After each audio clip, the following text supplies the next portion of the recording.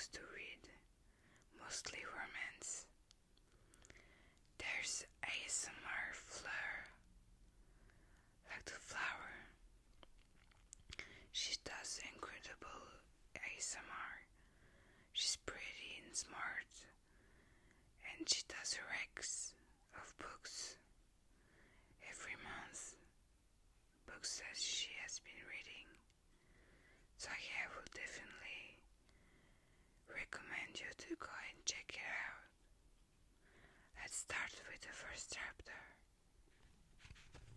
Also, yes, I said I would upload on Mondays, Tuesdays, and Wednesdays, but today it's Friday and I don't have anything to do, so I thought, why not? Chapter 1. Hypothesis. When given a choice between A, a slightly inconveniencing situation, and B, a colossal shit show and devastating consequences, I will inevitably end up selecting B. There's a prologue, but I'm not gonna read it. 2 years, 11 months later, in Olive's defense, the man didn't seem to mind the kiss too much. It did take him a moment to adjust. Perfectly understandable, given the sudden circumstances. It was an awkward, uncomfortable, somewhat painful minute in which Olive was simultaneously smashing her lips against his and pinching herself as high as those would extend to keep her mouth at the same level as his face. Did he have to be so tall? The kiss must have looked like some clumsy headbutt, and she grew anxious that she was not going to be able to pull the whole thing off. Her friend Anne, whom Olive had spotted coming her way a few seconds ago, was going to take one look at this and know at once that Olive and Kiss Jude couldn't possibly be two people in the middle of a date. Then that agonizingly slow moment went by, and the kiss became different. The man inhaled sharply and inclined his head a tiny bit, making Olive feel less like a squirrel monkey climbing a baobab tree, and his hands, which were large and pleasantly warm in the AC of the hallway, closed around her waist. They slid up a few inches, coming to wrap around Olive's ribcage and holding her to himself. Not too close and not too far, just so. It was more of a prolonged peek than anything, but it was quite nice, and for the lifespan of a few seconds, Olive forgot a large number of things, including the fact that she was pressed against a random unknown dude, that she barely had the time to whisper, "Can I please kiss you?" before locking lips with him. That what had originally driven her to put on his entire show was the hope of fooling Anne, her best friend in the whole world. But a good kiss will do that. Make a girl forget herself for a while. Olive found herself melting into a broad, solid chest that showed absolutely no give. Her hands traveled from a defined jaw into surprisingly thick and soft hair, and then she heard herself sigh, as if it already out of breath, and that's when it hit her like a brick on the head, the realization that no, she would not be enjoying this. Rhythm tune held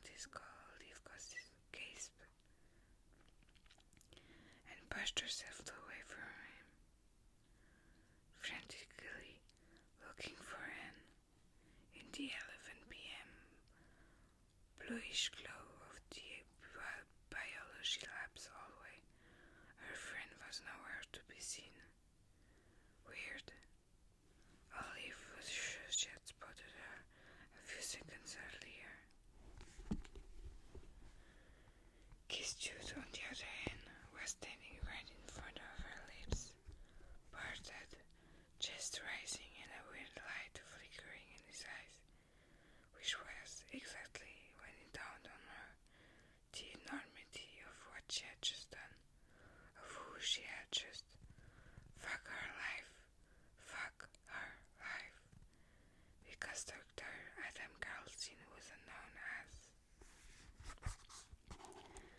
This fact was not remarkable in and of itself, as in academia, every position above the graduate student level or Olive's level sadly required some degrees of vastness in order to be held for any length of time, which tenured faculty at the very peak of the S pyramid.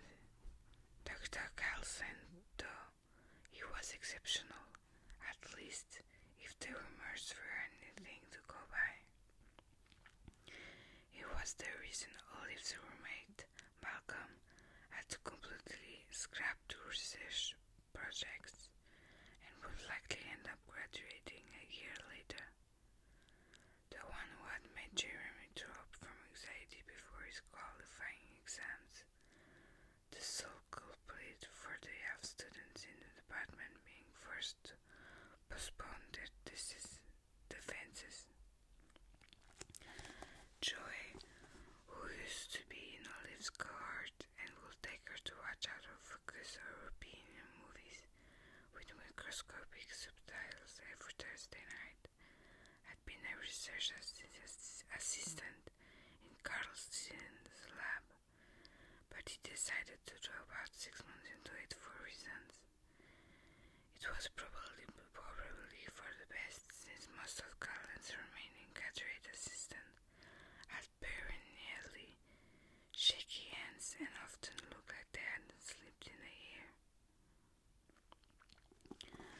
Dr. Caslin might have been a young academic rock star and biology wonderkind, but he was also mean and hypocritical, and it was obvious in the way he spoke, in the way he carried himself, that he thought himself the only person doing decent science within the Stanford biology department. Within the entire world, probably, he was a notoriously moody, obnoxious, terrifying dick. And Olive had just kissed him. She wasn't sure how long the silence lasted, only that he was the one to break it. He stood in front of Olive, ridiculously intimidating, with dark eyes and even darker hair, staring down from who knows how many inches above 6 feet. He must have been over half a foot taller than she was. He scowled, an expression that she recognized from seeing him attend the departmental seminar, a look that usually preceded him raising his hand to point out some perceived fatal flaw in the speaker's work. Adam Carlson, destroyer of research careers, Olive at once overheard her advisor say, "It's okay, it's fine, totally fine." She was just going to pretend nothing had happened, nod at him politely, and tiptoe her way out of here. Yes, solid plan. Did you just kiss me? He sounded puzzled and maybe a little out of breath. His lips were full and plump, and God, kissed. There was simply no way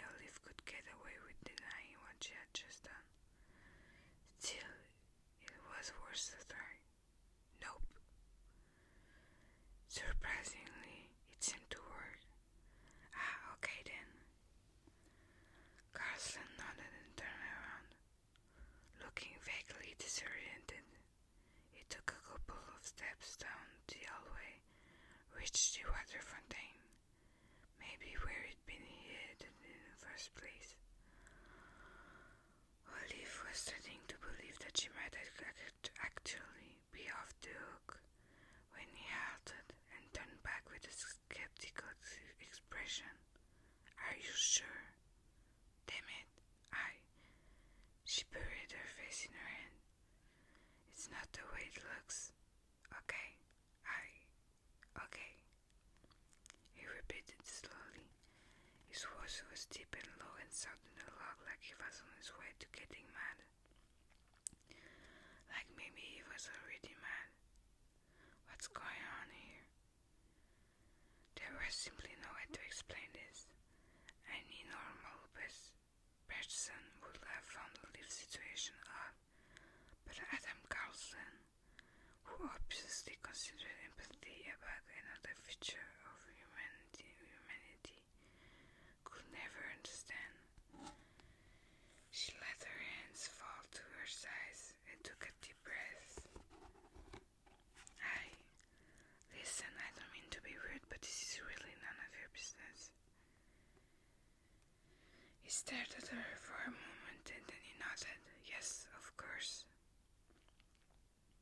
He must be getting back into his usual groove, because his tone had lost some of its surprise and was back to normal, dry, laconic. I should just go back to my office and begin to work on my title, complained. Olive exhaled in relief. Yeah, that would be great. Since wait, you're what? He cocked his head. Title is a federal law that protects against sexual misconduct within academic settings. I know what title is. I see. So you willfully choose to disregard it. What? No, I didn't. He shrugged. I must be mistaken then. Someone else must have assaulted me. Assault? I didn't assault you. You did kiss me, but not really. Without first securing my consent. I asked if I could kiss you, and then did so without waiting for my response. What? You said yes? Excuse me? She frowned. I asked you if I could kiss you and you said yes. And great. You asked if you could kiss me and I snorted. I'm pretty sure I heard you said yes. He lifted one eyebrow and for a minute Olive let herself daydream of trying someone. Dr. Carlson or herself. Both sounded like great options. Listen, I'm really sorry. It was a weird situation. Can we just forget that this happened? He studied her for a long moment, his angular face serious and something else, something that she couldn't quite decipher, because she was too busy noticing all over again how damn towering and proud he was. Just massive. Olive had always been slight, just this side of too slender. But girls who are 5'8" rarely felt diminutive, at least until they found themselves standing next to Adam Carlson. She knew that he was tall. Of course, from seeing him around the department, or walking across campus from sharing the elevator with him, but they never interacted, never been this close, except for a second ago.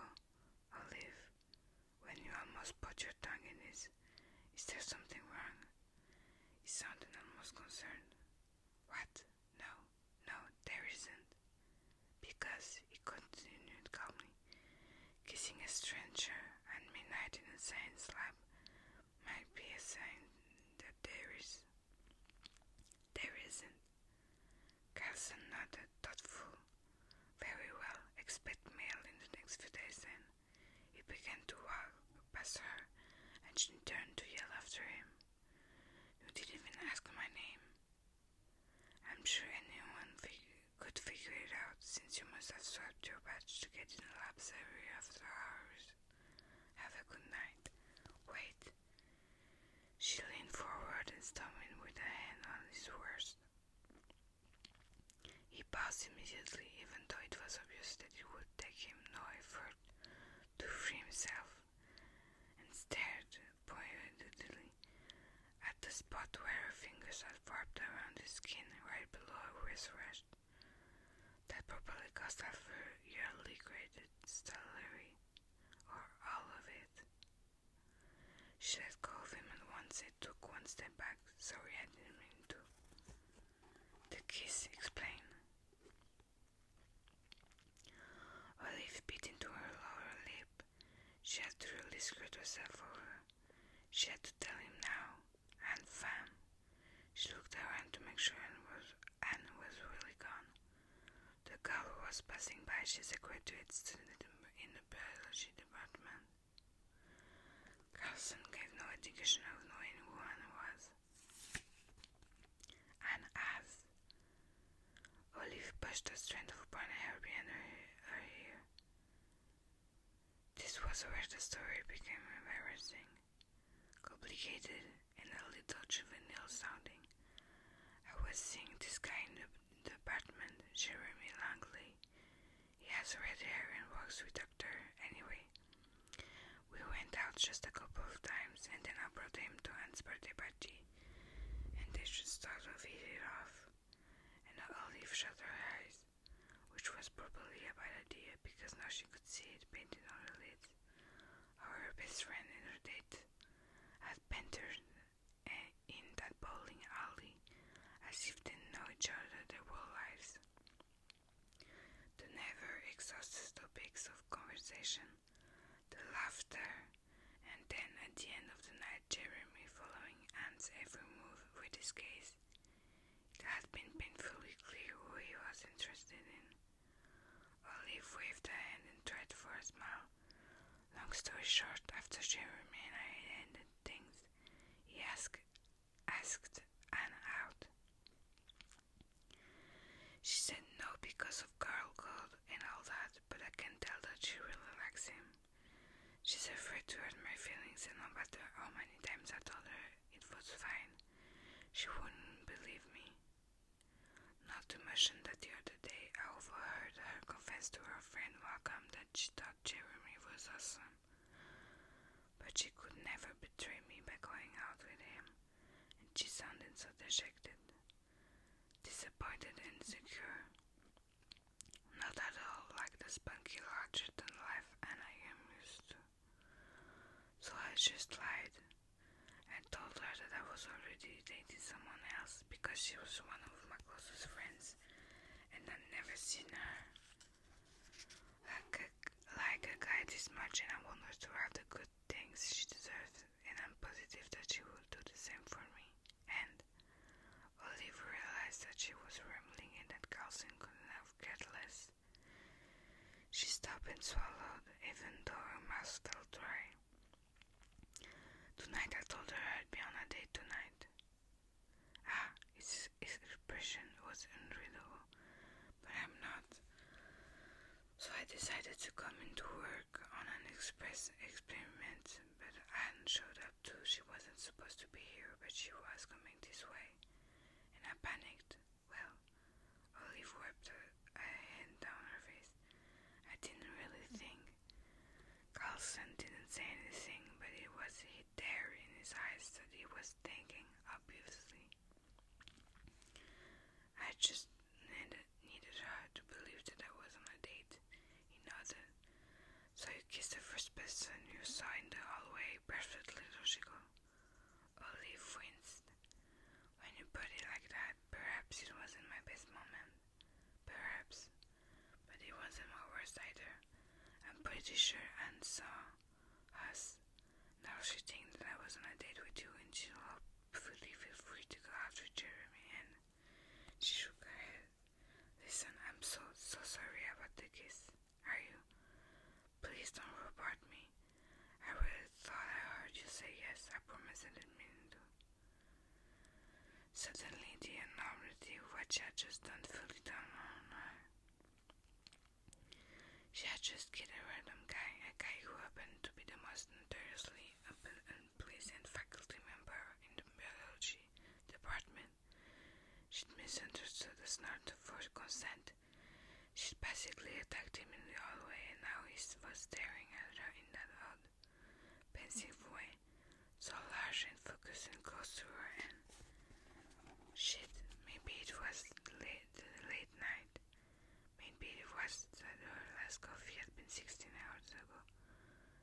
was Adam Gosling.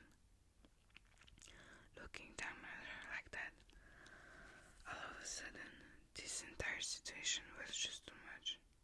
Actually, you're absolutely right, and I'm so sorry if you felt in any way harassed by me. You really should report me because it's only fair.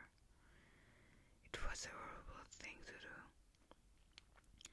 Although I really didn't want to. Not that my intention matter, it's more like a perception of crap. I'm going to leave now, okay? Thank you, and I am so sorry. Olive spun around on her heels and ran away down the hallway.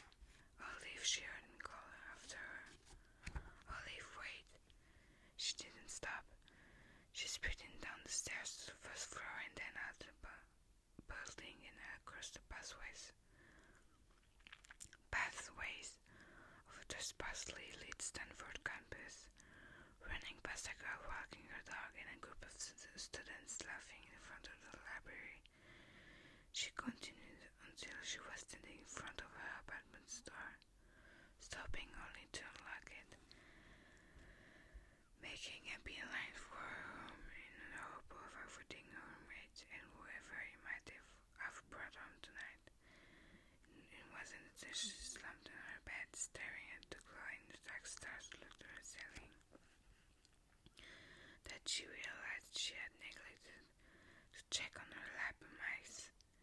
She had also left her laptop on her bench and a sweatshirt somewhere in the lab, and she had completely forgotten to stop at the store and buy the coffee she promised Malcolm she'd get for tomorrow's morning. Shit, what a disaster of a day. It never occurred to Olive that Dr. Adam Gosling, known as, had called her by her name. That was the first chapter. I hope you liked it. I'm sorry if you didn't understand me. I don't think I have understood it myself at some moments, but I tried my best. It's been 24 minutes, my longest video. I don't think anyone will watch it entirely, but who knows. I wish you a happy weekend, and I hope that you guys are okay. I'll see you on Monday or any day next week.